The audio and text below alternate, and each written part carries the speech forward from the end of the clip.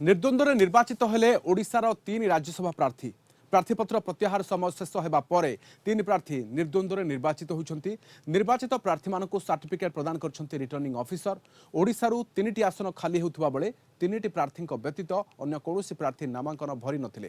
तेणु देवाशीष सामंतराय सुभाषिष खुंटिया और केन्द्रमंत्री अश्विनी वैष्णव निर्द्वंद्व निर्वाचित होती गत 13 तारिख में मुख्यमंत्री नवीन पट्टनायक और दलर अनेक विधायकों उपस्थिति में बीजेडी 2 प्रार्थी नामांकन भरी बेले 15 तारिख में बीजेपी राज्य सभापति मनमोहन सामल एवं विधायक मानक सहित आसी नामांकन भरी केन्द्रमंत्री अश्विनी वैष्णव।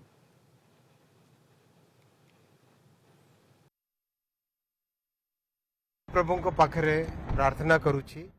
जे सेवा करिवार शक्ति दियंतु। सर ओडिशा को जो विभिन्न प्रकल्प कथा मध्ये आपण कहिसंती सर ये आगु को रहिबो ये मोदी जी निश्चित भावे ओडिशा पई सबुदिने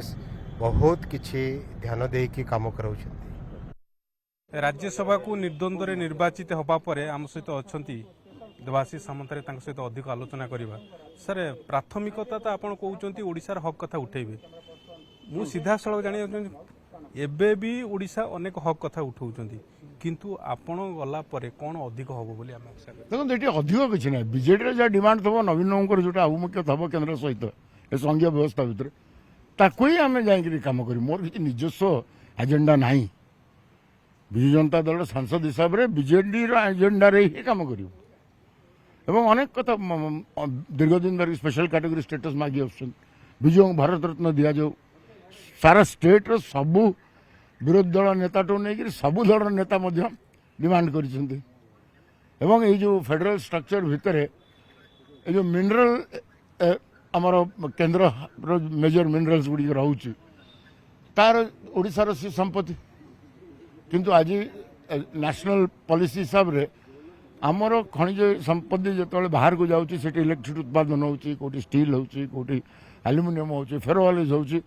विभिन्न प्रकार इंडस्ट्रियल एक्टिविटी हो पार्छ तेणु किसी जुग पर आमर ये संपत्ति सरीज से दृष्टि मागियार कथा कि सही प्रोटेक्शनटा ओडिशा को आज कौन आम क्या पैसा नवीन पट्टनायक मागुना आज हेल्थ सिक्योरिटी जो देते बीएसके कार्ड रे मो स्कूल देखु मो बस देखु 5T जो ट्रांसफॉर्मेशन देखु एजुकेशन ट्रांसफॉर्मेशन देखु गमनागमन ट्रांसपोर्टेशन देखु चार्जिंग ट्रांसफॉर्मेशन देखु से तो राज्य सरकार कर कौन बजेट था 2000 आज कौन बजेट अच्छे ये जो प्रोसेस चली माने संघीय व्यवस्था रे आपण केते दूर निजक फिट कर परियो बोली भाबुछ मैटर तो हमें जानिछु पॉलिटिकल पार्टी रे अच्छु एतबेले कौन हम डिमांड रहइबो कौन हम स्टेट पे चाहिए से तो अच्छे आम एजेंडा अच्छे हम से हिसाब से डिमांड करूँ। ओके मु कटक राजनीति ऊपर खाली गोटे क्वेश्चन पचारि आपण ये जो राज्यसभा को जीवा परे दल को कौन आ केते दूर फायदा मिलिबो बोली आपण भाबुछ सुनतु ये दलर किसी फायदा मिलिबो कि ना मु कहि परिबिनी मु गोटे कर्मी परवर्त समय मत नेता कर मोर जो दायित्व रजु जनता दल निर्वाचन जो दायित्व से हिसाब से संपूर्ण भाव सहकुश कम कर जो आपण आज मनोनीत हेले निर्वाचित हेले एबे कौन आपणकर रहिबो प्राथमिकता कौन रहिबो को दिगु को आपण फोकस करी। जय जगन्नाथ महाप्रभु श्री जगन्नाथ आशीर्वाद रु माननीय मुख्यमंत्री मत आज पठेइछंती राज्यसभा को राज्यसभा पे आज मनोनीत होइछु ओडिशार जो हक रही ओडिशार जो राज्य दाबी रही संघीय व्यवस्था रे केंद्र एवं ओडिशा ता भितर जो आमर हक रही से हक को पाइबा पाई केंद्र पाखे आम स्वर उत्तोलन करूँ आपड़ देखु ओडिशा को स्पेशल स्टेट करने आरंभ कर प्रभात पुरुष स्वर्गत विजु पट्टनायक को भारत रत्न ठू आरंभ कर अनेक जो नार्य दाबी आमर ओडिशार रही पाइबा पाई जहाँ आवश्यकता निहाती पक्षे स्वर उत्तोलन करा केंद्र में। अच्छा सुभाषिष बाबू एबे भी विजु जनता दल जो माने सांसद अच्छा ये दाबी गुड़ी रखुंट आपण मैंने आउ अधिक कौन करें निहाती पक्षे श्रीक्षेत्र पुरी रु जेहेतु आम आसीचु महाप्रभु श्री जगन्नाथ क्षेत्र रु महाप्रभु आशीर्वाद रु श्रीक्षेत्र पुरी रु आम केन्द्र को जीवु राज्यसभा सांसद भावे तेणु राज्यसभा सांसद हो गलापर